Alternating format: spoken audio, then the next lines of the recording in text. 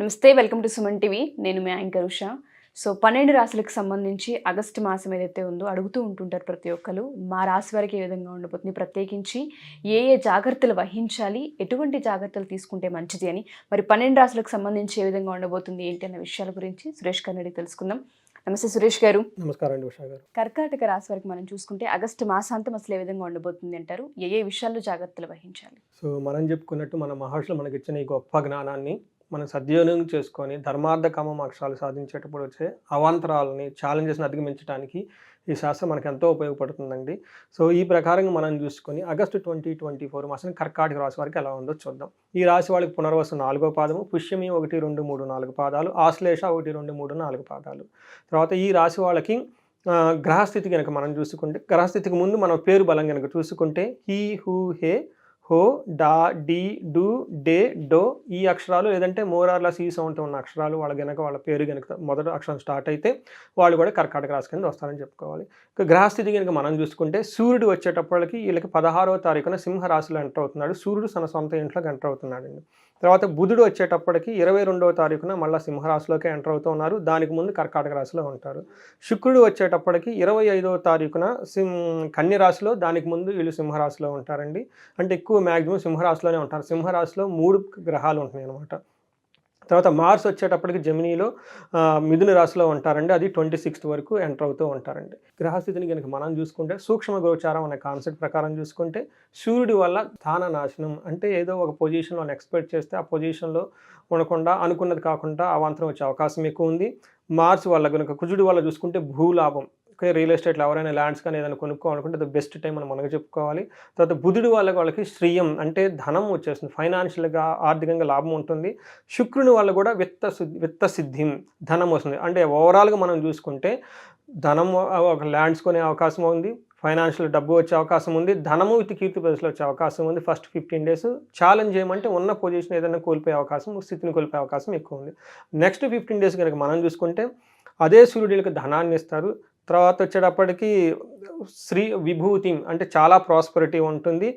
ధనం కొంచెం కోల్పోయే అవకాశం ఎక్కువ ఉంది, వ్యాధులు వచ్చే అవకాశం ఎక్కువ ఉందండి. ఇది నెక్స్ట్ వచ్చేటప్పటికి 15 days. మనం కనుక ఇన్ డీటెయిల్ కనుక చూసుకుంటే మన సూర్యుడు మనకి వీళ్ళకి 2nd హౌస్లో 17th వరకు 2nd హౌస్లో ఉండటం వల్ల సువర్ణమూర్తిగా ఎంటర్ అయ్యారండి. ఈ ప్రకారంగా చూసుకుంటే వీళ్ళకి 17th ముందు బాగుంటుంది కానీ 17th తర్వాత అంత బాగుండదని మనం చెప్పుకోవాలన్నమాట. వీళ్ళకి ఏమవుతుందంటేనండి, వ్యాపారంలో నష్టం వచ్చే అవకాశం ఎక్కువ ఉంది, ధన నష్టం ఎక్కువ ఉంది, ఇతరుల చేత మోసపోయించే అవకాశం ఎక్కువ ఉంది. కాబట్టి ఈ 15-20 days వీళ్ళు కొంచెం జాగ్రత్తగా ఉండాలి. మిత్రులతో శత్రుత్వం వచ్చే అవకాశం ఉంది, బంధువులతో ద్వేషము అనుభవం వచ్చే అవకాశం ఎక్కువ ఉంది. కాబట్టి జాగ్రత్తగా ఉండాలండి వీళ్ళు కర్కాటక రాశి వాళ్ళు.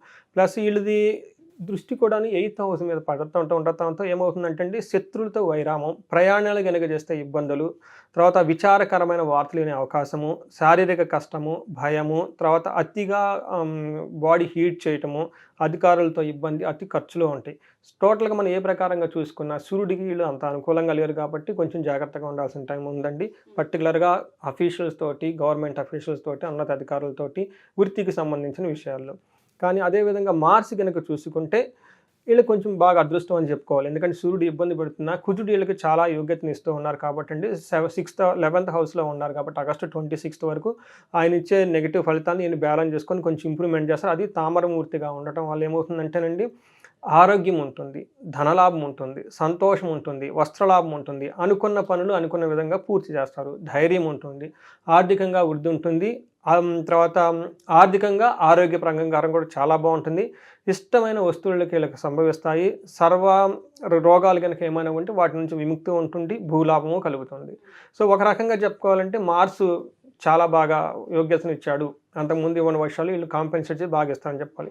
ఆ తర్వాత వీళ్ళకి దృష్టికి వచ్చేటప్పటికి 2వ హౌస్లో ఉండటం వల్ల ఏమవుతుందంటే అండి, ఆ టయానికి భోజనం చేయకపోవటం ఒకటి విషయం, వీళ్ళకి కొంచెం కేర్ఫుల్గా ఉండాలండి. తర్వాత వచ్చేటప్పటికి 6th house ఆస్పెక్ట్ ఉండటం వల్ల వీళ్ళకి కీర్తి, సుఖము, పుణ్యకార్యాలు చేయటము, నూతన వస్తువులు ఏమైనా కనుక కొనుక్కోండి, ఇది మంచి టైం అని చెప్పుకోవాలి. ఆ తర్వాత ఏదైనా కనుక ఎక్కడైనా వివాదాస్పదాలు ఉన్నా కానీ వాటిని వెంటనే వీటిని కంట్రోల్ చేసి వాటిని అణిచివేసే అవకాశం, సామర్థ్యత వీళ్ళకి ఉంటుంది. అన్ని విధాలు అనుకూలంగా ఉంటాయి, పనులన్నీ బాగుంటాయి. ఒక రకంగా చెప్పాలంటే మార్స్ వీళ్ళకి చాలా మంచి యోగ్యతను ఇస్తున్నాడని చెప్పుకోవాలండి మనం. తర్వాత శుక్రుడు మనకి వచ్చేటప్పటికి ఏ విధంగా ఉంటుంది, శుక్రుడు అగైన్ చాలా మంచి చేస్తూ ఉన్నాడండి. ఆరోగ్యాన్ని ఇస్తాడు, స్త్రీలతో ఆనందంగా గడుపుతారు. ఇంట్లో లేడీస్ ఎవరున్నా కానీ చక్కగా వాళ్ళందరితో కలివిడిగా కలిసేసి దేవస్థానాలకు వెళ్ళటం, బయటకు వెళ్ళటం, షాపింగ్లు చేయటం ఇవన్నీ చేస్తూ ఉంటారు. తర్వాత ఇప్పుడు వచ్చేసి శ్రావణ మాసం కాబట్టి ఇది ఇంకా యోగ్యత వాళ్ళకి ఇస్తుంది. ఈ టైంలో వాళ్ళకి అనుకూలంగా గ్రహస్థితి అనుకూలంగా ఉండటం ఇంకా అది ఒక మంచి యోగం అని మనం చెప్పుకోవాలి. బహుమతులు పొందటం, కుటుంబంలో వృద్ధి ఉండటం, సుఖాలు, ధనలాభము ఇవన్నీ శుక్రుడు వాళ్ళకి ఆగస్టు 25 వరకు ఇస్తున్నారండి. అది కూడాను శుక్రుడు వీళ్ళకి చాలా యోగిస్తున్నారు, అంటే సువర్ణమూర్తిగా ఉన్నాడండి. బెస్ట్ రిజల్ట్ వాళ్ళకి ఇస్తున్నారని చెప్పుకోవాలన్నమాట. తర్వాత వాళ్ళకి 8th హౌస్ ఆస్పెక్ట్ ఉండటం వల్ల కొంచెం ఏమని చెప్పాలంటే బంధుమిత్రులతో కలయిక, ఓకే, రాజదర్శనము, ధనలాభము. ఇందాక మనం వచ్చినప్పుడు సూర్యుడి విషయాలు మనకి ఏవే నెగిటివ్గా ఉన్నా అవి ఓవర్కమ్ చేస్తూ ఇతను కూడా బాగా మంచి రిజల్ట్ ఇస్తున్నారు కాబట్టి ఆరోగ్యము, సంసార సుఖము, కీర్తి, గౌరవము అన్ని విధాలా బాగుంటుంది. సో మనకి ఏ ప్లానెట్ చూసుకున్నా ఒక సూర్యుడు తప్పక మిగతా 2 ప్లానెట్స్ కూడా వీళ్ళు చాలా అనుకూలంగా ఉండటంతో వీళ్ళకి కూడా ఒక 70 to 80% చాలా బాగుంది అని మనం చెప్పుకోవాలి.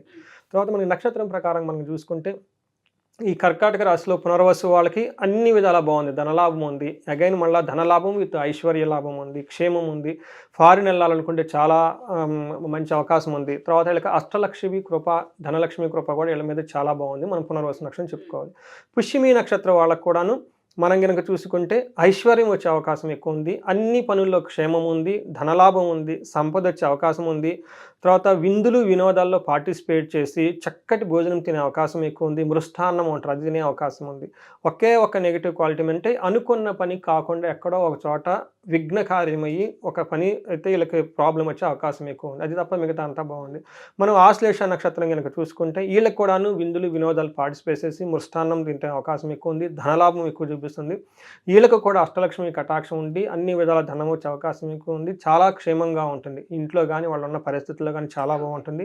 తర్వాత ఐశ్వర్యం వచ్చే అవకాశం ఎక్కువ ఉంది. వీళ్ళకు కూడాను ఆశ్లేష నక్షత్రం వాళ్ళకి ఇన్ని మంచిగా ఉన్నా ఒక్క చోట మాత్రం అనుకున్న పని అనుకొని కాకుండా డిస్టర్బెన్స్ వచ్చేసి ఒక కార్యం నాశనం అయ్యే అవకాశం ఎక్కువ ఉంది. ఈ ఒక్క విషయంలో జాగ్రత్తగా ఉండాలి. ఈ ప్రకారంగా మనం చూసుకుంటే కర్కాటక వాళ్ళకి ఆల్మోస్ట్ ఈ పుణ్యమాసం అనే ఈ శ్రావణ మాసంలో వీళ్ళకి చాలా ఒక సూర్యుడు తప్ప అన్ని గ్రహాలు అనుకూలంగా ఉన్నాయి కాబట్టి వాళ్ళకి ఇంకా మంచి జరగాలని చెప్పేసి, తర్వాత ఈ దీనికి అమ్మవారి పూజలు అవన్నీ చేస్తే కనుక వచ్చే సంవత్సరం అంతా వాళ్ళకి ఇంకా అభివృద్ధి జరిగి ఉన్నతంగా ఉంటారని చెప్పేసి ఉండాలని మనం కోరుకుంటూ. సో చాలామంది రాశి ప్రకారం ఎప్పుడైతే జాతకం వాళ్ళు చెప్తూ ఉంటామో మీరు చెప్పినట్టుగా కొన్నిసార్లు జరగట్లేదు అంటే మాకు అంత గ్రహాలు అనుకూలించినప్పటికీ కూడా జీవితంలో ప్రాక్టికాలిటీలో కొంత ఇబ్బందులు చూస్తున్నామని అంటూ ఉంటారు. కొంతమంది వివాహం లేటుగా అవుతుంది, ఒకసారి కలవాలి అనుకుంటున్నాం, జాతక రీత్యా అసలు ఏం చేస్తే మంచిదో తెలుసుకోవాలనుకుంటున్నాం అని అడిగే వాళ్ళు ఉంటుంటారు. అటువంటి వాళ్ళకి అపాయింట్మెంట్ కావాలి అనుకున్నా, ఒకసారి జాతకం చూపించుకోవాలి అనుకున్నా, కనకదార హోమంలో కనుక వాళ్ళు అటెండ్ అవ్వాలి అనుకున్నా ఏ విధంగా సార్? సో ఉషా గారు 3 ముఖ్యమైన విషయాలు. ఒకటి, మన మహర్షులు ఇచ్చిన ఈ జ్ఞానాన్ని అందరికీ చేరాలి, ప్రతి ఇంట్లో ఒక వేదిక ఆస్ట్రాలజీ ఉండాలనే ఉద్దేశంతో ఒక కోర్స్ పెట్టామన్నమాట. మోస్ట్ ఆథెంటిక్గా కోర్స్, అది చాలా సింపుల్గా జ్యోతిషాస్త్రం నేర్చుకునేది. రెండోది, మీరు చెప్పినట్టు జాతకంలో దోషాలు ఉంటాయి, ఉండి ఇబ్బందులు పడితే ఓకే, నో ప్రాబ్లం. కొంతమంది జాతకం బాగుండి ఇబ్బందులు పడుతూ ఉంటారు, అలాంటి వాళ్ళు ఎక్కడో ఏదో ప్రాబ్లం జరిగి ఉంటుంది. మనకి జ్యోతిష శాస్త్రం ప్రకారం, ఓకే, వేదాల ప్రకారం వాళ్ళకి మంత్రశాస్త్ర ప్రకారం మనకి గైడెన్స్ ఇచ్చేయచ్చు. సో దట్ ఏంటంటే బాధలు పడకుండా జీవితాన్ని హ్యాపీగా నడుపుతారు. మూడోది, మీరు చెప్పినట్టు ముఖ్యంగా ఈ రోజుల్లో ఎవరి నోట చూసుకున్నా కానీ ధనము. అలానే ధనం సంపాదించడమే అదృష్టం అండి. ఓకే, మనం ఫస్ట్ మన మహర్షులు ఇచ్చింది ఏంటంటే ఆయుష్ ఉండాలి, ఆరోగ్యం ఉండాలి, తర్వాత ధనం ఉండాలి. ధనం సంపాదించకపోతే ఇంక నువ్వేం చేస్తావు, సంసారాన్ని నిలుపుకుంటావు, బిల్లు అసలు ఎలా లైఫ్ అవుతుందండి. తర్వాత మనకి గృహస్థ ధర్మంగా ఉన్నప్పుడు గృహస్థ ధర్మాన్ని పాటించినప్పుడు గృహస్థులకి చాలా రెస్పాన్సిబిలిటీ ఉంది. పిల్లలు ఉంటారు, పెద్దవాళ్ళు ఉంటారు, సన్యాసులు ఉంటారు, సంసాసులు ఉంటారు, గుళ్ళు ఉంటాయి, ఇవన్నిటిని తీసుకోవాల్సిన బాధ్యత సంసారిదండి. వాళ్ళకి ధనం చాలా ఇంపార్టెంట్. ఎవరైనా గనక ధనానికి ఎలాంటి ఇబ్బంది పడుతుందో కానీ మన గనక కన్సల్ట్ అయితే ఈ కనకదార అన్న ఈ ప్రోగ్రామ్ ద్వారా వాళ్ళు మొత్తం డయాగ్నోస్ చేసి అసలు ఏం ప్రాబ్లం ఎందుకు వస్తుంది చేసి మనకు పరిహారాలు చేసి వాళ్ళకి 3 to 6 monthsలో ఆగిపోయిన ధన ప్రవాహాన్ని మొత్తం మళ్ళీ వెనక్కి తీసుకొని రావచ్చు. ఎక్కడైనా లాక్ అయ్యేంటి విషయాలు మనకు గైడెన్స్ ఇస్తే వాళ్ళకి వెంటనే వచ్చేస్తాయి. మనం చాలామంది చూపించుకొని ఎంతమంది మెసేజ్లు పెడుతున్నారు, చాలా ఫీడ్బ్యాక్ కూడా వస్తుంది. సో ఈ అవకాశాన్ని సద్వినియోగం తెలుసుకోవాలండి. ఒక మన మహర్షులు ఇచ్చిన జ్ఞానాన్ని, మంత్రస్థానం ఇచ్చిన జ్ఞానం, వేదాలు ఇచ్చిన వాటిని తెలుసుకొని ఆథెంటిక్ పీపుల్ ద్వారా చేసుకుంటే బాగుంటుంది. తప్పకుండా sir. Thank you sir, thank you so much. So ఎవరైనా సరే సురేష్ గారిని కనుక జాతక రీత్యా ఒకవేళ కలవాలి అనుకున్నా, మీ జాతకాన్ని చూపించుకోవాలి అనుకున్నా, దాంతోపాటు ఆర్థిక ఇబ్బందులతో ఎవరైతే సతమతమవుతూ ఉన్నారో వాళ్ళందరూ దాని నుంచి బయటపడాలి అనుకుంటే కనకదార హోమం చాలా పెద్ద ఇంపాక్ట్ని క్రియేట్ చేస్తూ ఉంటుంది మీ జీవితాల్లో. సో హోమానికి సంబంధించిన డీటెయిల్స్ తెలుసుకోవాలి అనుకున్నా కింద స్క్రోల్ అవుతున్న కాంటాక్ట్ నెంబర్ని కాంటాక్ట్ చేస్తే సురేష్ గారి మీకు పూర్తి వివరాలు అందిస్తారు. Thank you.